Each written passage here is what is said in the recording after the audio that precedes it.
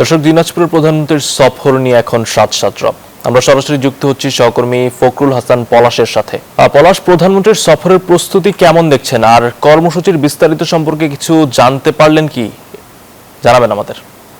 ধন্যবাদ সামাদ। আপনাকে একটু জানিয়ে রাখি যে দিনাজপুরের কাহারোল উপজেলার শাহপাড়া খাল কিন্তু আগামীকাল প্রধানমন্ত্রী তারেক রহমান সেখানে কিন্তু আসবেন এবং সশরীরে তিনি কিন্তু সেখানে উদ্বোধন করবেন, এমনটাই কিন্তু তথ্য আমরা জানতে পেরেছি। এবং সেখান থেকে যদি আপনাকে একটু কর্মসূচির একটু তথ্য একটু জানিয়ে দেই যে সেই শাহপাড়া খাল থেকে কিন্তু খনন যে উদ্বোধন করবেন সেটি কিন্তু আসলে সারা দেশের 33টি খালের উদ্বোধন কিন্তু কালকে সেখান থেকে কিন্তু শুরু হয়ে যাবে। এবং বিশেষ করে আমরা যতটুকু তথ্য জানতে পেরেছি যে প্রায় 1400 কিলোমিটার খাল খনন কিন্তু কর্মসূচি এই প্রকল্পের আওতায় কিন্তু করা হবে এবং দেশের বিভিন্ন জায়গায় কিন্তু এই খাল খনন রয়েছে। এবং দিনাজপুরের একটি খাল 12 কিলোমিটার কিন্তু এটি খনন হবে এবং সেই খাল খনন কিন্তু আসলে ইতিমধ্যেই কিন্তু আমরা দেখেছি যে সেখানে কিন্তু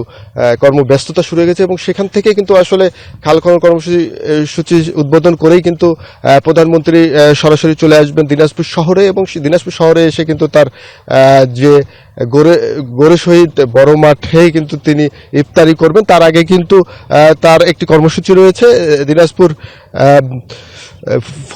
শেখ ফরিদ কবরস্থানে কিন্তু তিনি তার নানা নানির কবর এবং খালার কবর সহ অন্যান্য আত্মীয় স্বজনের কবর কিন্তু তিনি জিয়ারত করবেন এবং পাশাপাশি সেই জিয়ারত শেষে কিন্তু তিনি সন্ধ্যায় এই ইফতারিতে কিন্তু তিনি যোগ দেবেন। এবং ইফতারিতে আমরা দেখেছি যে এখানে কিন্তু বিভিন্ন সুশীল সমাজের প্রতিনিধি সহ স্থানীয় যে নেতাকর্মী রয়েছেন তারা কিন্তু এই ইফতারিতে থাকবেন বলে কিন্তু আমরা জানতে পেরেছি। এবং পাশাপাশি আপনাকে একটু জানিয়ে রাখি যে দিনাজপুরের তারেক রহমানকে তিনি যে আসছেন দিনাজপুরে, এটিতে কিন্তু নেতাকর্মী সহ কিন্তু বিভিন্ন মানুষের মধ্যে কিন্তু একটা উচ্ছ্বাস এবং উদ্দীপনা বিরাজ করছে এবং তারা বলছেন যে তাদের কাছে কিন্তু অনেক প্রত্যাশা রয়েছে দিনাজপুরবাসীর এবং বিশেষ করে সেই খালে। পলাশ, ধন্যবাদ আপনাকে।